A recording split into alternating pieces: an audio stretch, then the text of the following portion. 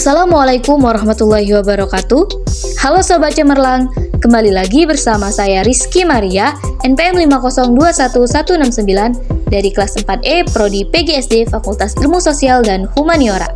Baiklah, masih di mata kuliah yang sama, yaitu mata kuliah Telaah Kurikulum dengan dosen pengampu Bapak Tio Gusti Satria, Magister Pendidikan. Baiklah, pada pertemuan kali ini kita akan membahas tentang 1. Model-model pengembangan kurikulum, 2. Model-model integrasi kurikulum, dan 3. Struktur kurikulum di SD.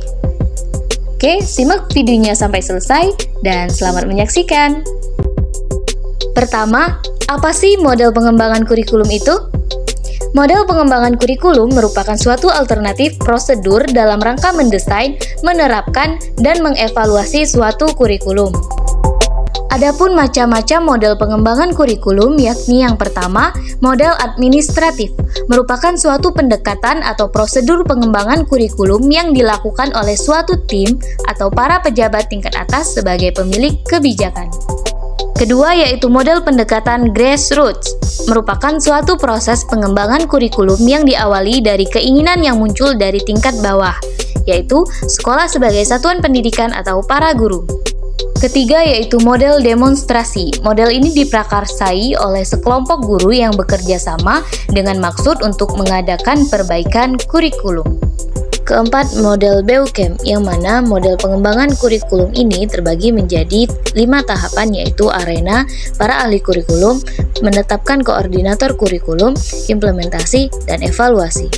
Yang kelima, model Rogers, yang mana pengembangan kurikulum pada model ini terbagi menjadi tim atau sekelompok, saling tukar pendapat, pertemuan dengan beberapa tim, pertemuan dengan beberapa tim lebih luas lagi, dan pemecahan masalah yang dihadapi. Yang keenam, model pemecahan masalah. Model ini dikenal juga dengan nama Action Search Model, dengan asumsi bahwa perkembangan kurikulum merupakan perubahan sosial.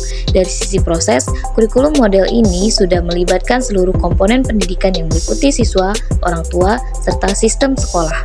Yang ketujuh ada TAPS Interpret Model, yang mana langkah-langkah pengembangan kurikulumnya yaitu 1. Mendiagnosis kebutuhan, lalu mengadakan tryout, revisi atas tryout, menyusun kerangka kerja teori, dan adanya kurikulum baru.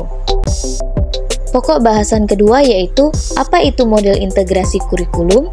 Menurut Forget3, integrasi kurikulum merupakan suatu bentuk kurikulum yang bisa menggabungkan keterampilan, tema, konsep, dan topik secara intern dan antardisiplin, atau penggabungan keduanya. Maurer juga menjelaskan integrasi kurikulum sebagai transfer pengetahuan di bawah tema integrasi atau interdisipliner, sebagai kurikulum yang menawarkan sejumlah kemungkinan tentang kesatuan dan keterkaitan antara kegiatan sehari-hari dengan pengalaman di sekolah atau pengalaman pendidikan.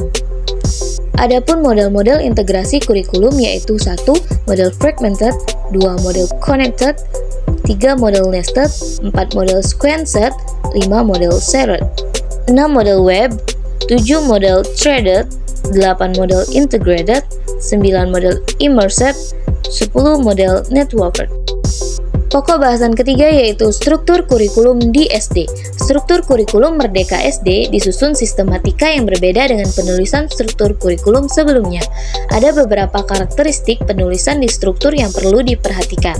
Slide selanjutnya merupakan rincian berdasarkan kategorinya. Pertama, sistematika penulisan struktur kurikulum Merdeka di SD yaitu beban belajar setiap muatan atau mata pelajaran ditulis dalam jam pelajaran per tahun. Satuan pendidikan dapat mengelola alokasi waktu setiap minggunya secara fleksibel dalam 1 tahun ajaran.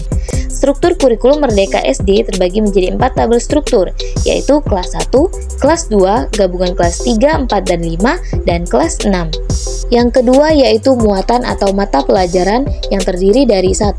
Mapel pendidikan agama diikuti oleh peserta didik sesuai dengan agama masing-masing. 2. Muatan seni dan budaya disediakan oleh satuan pendidikan minimal 1 jenis seni, misalnya seni musik, seni rupa, seni teater, dan atau seni tari.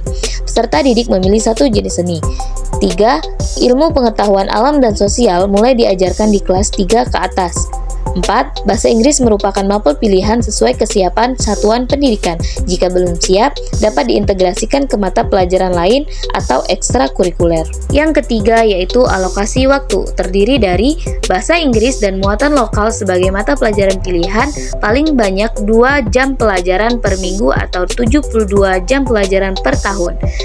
Total jam pelajaran di tabel tidak termasuk bahasa Inggris, muatan lokal, atau mata pelajaran tambahan yang diselenggarakan oleh satuan pendidikan.